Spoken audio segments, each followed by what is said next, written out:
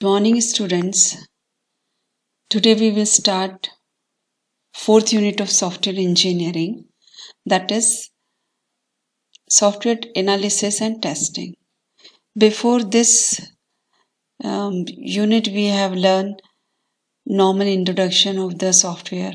After that we have done resource gathering and how to prepare SRS, system requirement specification, and after that we have done the software designing part, in which we have seen that UMLs of the all type of design part like use case diagram and all diagrams, ER diagram and class diagram.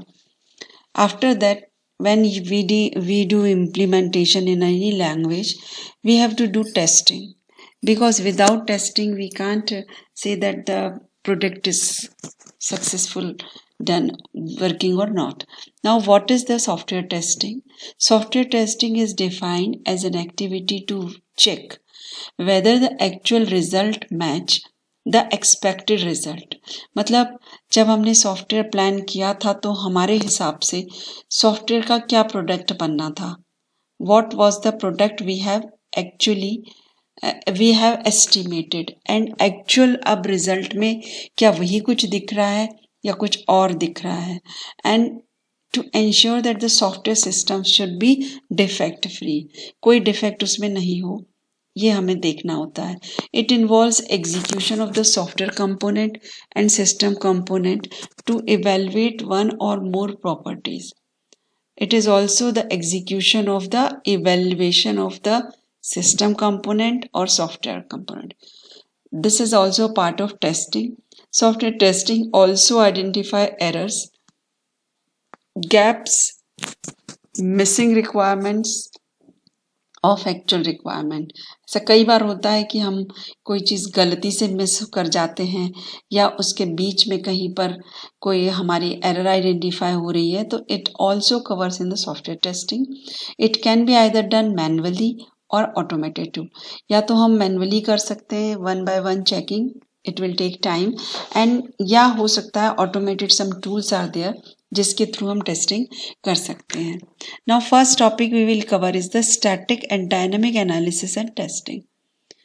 दो type की testing है, static analysis testing and dynamic analysis and testing. Static analysis and static testing, it carried out without executing the code. It will under the verification. Verification के under में आती, मतलब हम verify कर लेते हैं पहले ही, इसको एग्जीक्यूट करें उसके पहले कि इसमें क्या क्या प्रॉब्लम्स होते हैं. उसको करने के लिए हम दो पार्ट में करते हैं. स्टैटिक जो डायनामिक एनालिसिस होता है, static analysis and testing comes under two part. Review means we find and eliminate the errors और एम्बिग्यूटीज, जो कन्फ्यूजन्स होते हैं in documents such as requirement, design and test cases. उन्हें पढ़ के हम पहले वेरीफाई कर लेते हैं कि कौन कौन से रिक्वायरमेंट्स एम्बिग्यूटी लगा रहे हैं या गलत है. And static analysis part second one is code written by the developer are analysed, यानी जो डेवलपर ने कोड लिखा है उसको हम एनालिसिस करते हैं कि क्या ये कोड सही है. एक बार उसे ड्राई रन करके देख लेते हैं, उसमें values put without executing the code. This is the part of static analysis. इसमें बहुत सारी एरर्स निकल के आती हैं, सिंटैक्स एरर खास तौर से. Static analysis involve test can detect possible defects in early stage before running the program. जब अर्ली स्टेज में डिफेक्ट्स हमें पता चल जाती है तो you can easily correct them. Static analysis done after coding and before executing unit test. Coding होने के बाद और यूनिट टेस्ट एग्जीक्यूट हो उसके पहले इसको किया जाता है. इसका बेस्ट एग्जाम्पल होता है compiler.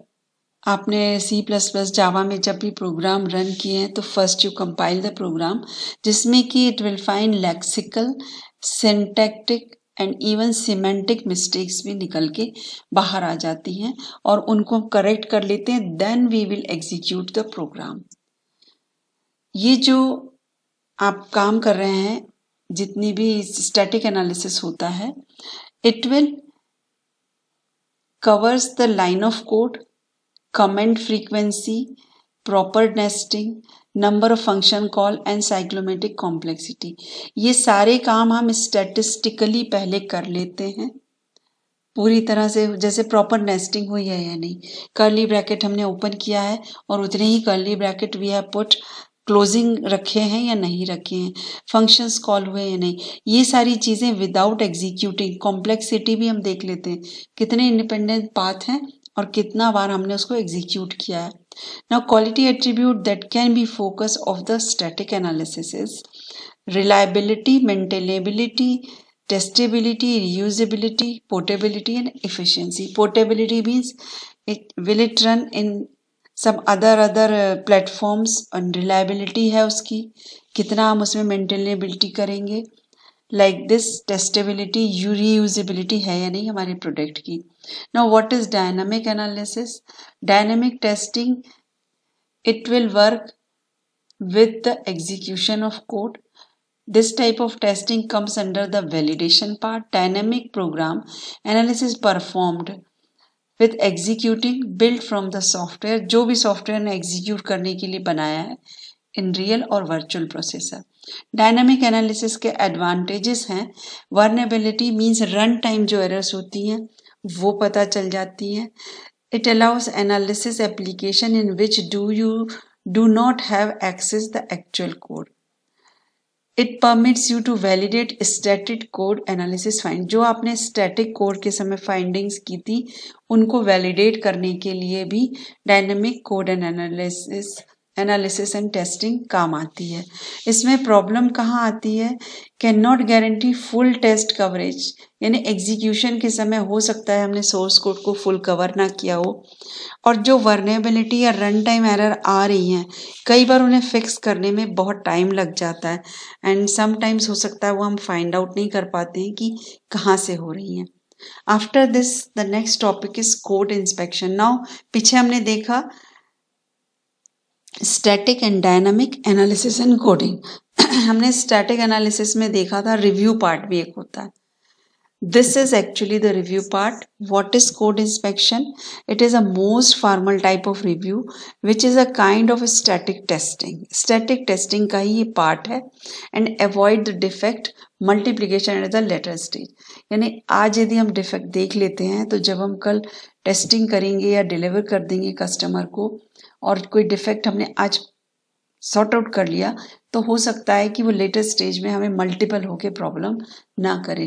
The main purpose of code inspection is find the defects, an inspection report list the findings. एक इंस्पेक्शन की रिपोर्ट बनेगी जिसमें सारे फाइंडिंग्स होते हैं, उसको देखने से बहुत सारी चीजें पता चल जाती कि इन्हें कैसे सॉर्ट आउट करना है। मीटिंग के पहले हमें प्रिपरेशन कर लेनी चाहिए इंस्पेक्शन की मीटिंग को। Inspection are often lead by the trained moderator. जो भी इंस्पेक्शन या रिव्यू करे वो ट्रेंड हो एंड वो कोड का ऑथर ना हो, यानी वो डेवलपर ना हो, वरना इजीली वो अपनी डिफेक्ट्स नहीं बताएगा। Inspection process is most formal type of review based on the rule and checklist.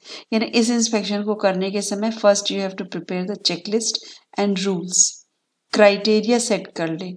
Usually involve peer examination, this is technical, of को टेक्निकल एग्जाम होता है एंड उसमें जो भी सेट ऑफ रोल्स रहते हैं वो एग्जामिन करे जाते हैं। After meeting follow also process में होता है to ensure that the corrective action is completed or not. जो एक्शन लिए गए थे उस मीटिंग में वो अभी हम और आगे देखेंगे उन्हें करेक्ट किया है या नहीं किया है। नाउ ये रिव्यूज हैं, इसके टाइप्स लिखे हुए हैं। बहुत ही लो आपका लेवल ऑफ फॉर्मेलिटी से हाई लेवल ऑफ फॉर्मेलिटी तक है। इनफॉर्मल रिव्यू मीन्स वो रिव्यू जिसमें नो फॉर्मल प्रोसेस इनएक्सपेंसिव होता है। दूसरा है walk through review. Walk through means हमारे जो कलीग्स हैं उनको हम थोड़ा सा ट्रेन कर देंगे, जो यूजर है उसको बता देंगे और उनसे टेस्ट करवा लेंगे या रिव्यू करवा लेंगे। And Pir review means you can say the technical review which is documented, defined and discussed on the technical ground. And fourth one is inspection.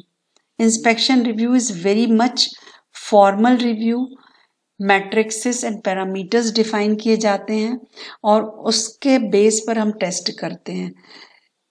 तो सबसे हाईएस्ट जो आपकी फॉर्मेलिटी होती है वो इंस्पेक्शन में होती है, और जैसा अभी हमने कोड इंस्पेक्शन में देखा कि इस तरह रिव्यू में inspection is very formal review. Now एक टर्म है फॉर्मल टेक्निकल रिव्यू। टेस्टिंग के पहले, डिजाइनिंग के पहले, मेंटेनेंस के समय जब भी हमें टेक्निकली या कोई फॉर्मल काम करके दिखाना होता है इन रिटर्न वर्क, तो हम फॉर्मल टेक्निकल रिव्यू करते हैं। Is a software quality control activity. जिस क्वालिटी की सॉफ्टवेयर बन रही है उसका कंट्रोल, उसका एश्योरेंस करने के लिए by engineers and some other one formal technical review किया जाता है। Objective of the review is to uncover the errors, function और लॉजिक जो भी लगेगा उसमें, to verify that software under review meet requirement meet हो रही है या नहीं, to ensure that the software has represented according to predefined standard. जो स्टैंडर्ड हमने डिफाइन किए थे उन्हें फॉलो कर रहे हैं। To achieve software that develop in uniform manner, means यदि हमने माइलस्टोन्स डिसाइड किए थे तो क्या उन माइलस्टोन्स में रेगुलर वर्क हो रहा है। To make projects more manageable, means project manageable है या नहीं, कोई प्रॉब्लम आती है तो they can manage or not. Serves the training ground for juniors software engineer to observe different approaches, software analysis, design and construction. यानी जो formal technical review एक ट्रेनिंग ग्राउंड में रहता है जूनियर्स को, ये देखने के लिए कि क्या क्या अप्रोच होते हैं एनालिसिस, डिजाइन और कंस्ट्रक्शन में। प्रमोट्स बैकअप एंड कंटिन्यूटी, यानी बैकअप भी ले रहे हैं और कंटिन्यूएशन में भी रख रहे हैं। And it is sometimes sample driven. एक सैंपल उठाते हैं, मान लीजिए कि 100 ऑफ डेटाज है हमारे पास, थाउजेंड्स ऑफ डेटा, तो उसमें से हम रैंडम कुछ सैंपल उठाते हैं और उनको टेस्ट करके हम, that is sample driven review होता है। फॉर्मल टेक्निकल मीटिंग कैसे होती है? सबसे पहले यहाँ पे फॉलोइंग कंस्ट्रेंट होते हैं। इन कंस्ट्रेंट में 3 to 5 पीपल ही इस मीटिंग में होते हैं। एडवांस प्रिपरेशन होना मस्ट है, and duration must not be long, it should be less than 2 hours. Focus on the specific work product. इधर उधर ध्यान नहीं होना चाहिए, सिर्फ प्रोडक्ट पर हमारा स्पेसिफिक रिव्यू होना है। एक्टिविटीज बिफोर मीटिंग क्या होनी चाहिए? प्रोड्यूसर जो होता है वो inform the project manager that the work product is complete and ready for the review. Contact a review leader and establish the agenda.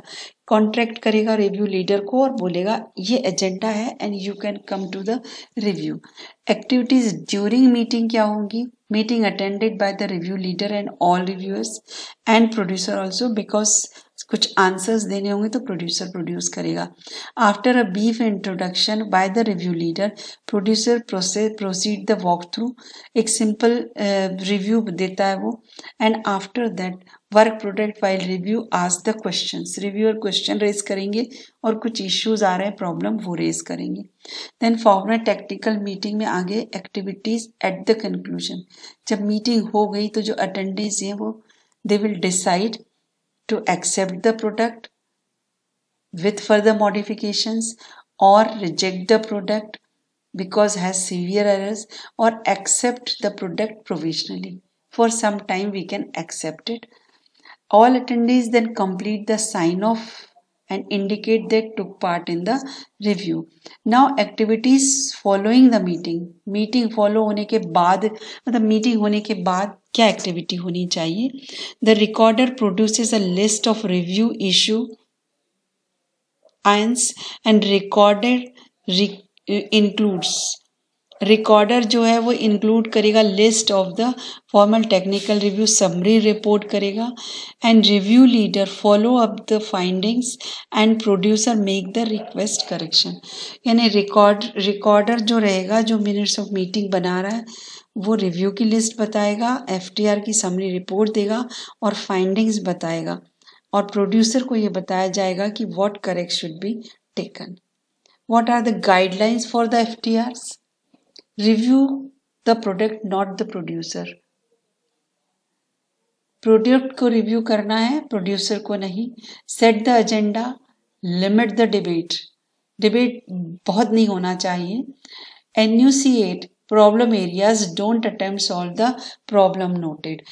Problem जो नोट है उसे नहीं देखना है, जो प्रॉब्लम के एरियाज हैं उनको चेक करना है। Take return notes, limit the number of participant, develop a check list, allocate resources and schedule time. Review your earlier reviews to improve the overall review. यदि इसके पहले कुछ रिव्यू हुआ है तो उसे फिर से रिव्यू करेंगे एंड आफ्टर दैट उस रिव्यू प्रोसेस को प्रोसीड किया जाएगा। Now with this we will conclude the topic. We have seen static and dynamic analysis and testing and code inspection, in which we have seen the reviews, and the main part we have seen as formal technical review. Now we will take next lesson tomorrow. Till then, goodbye.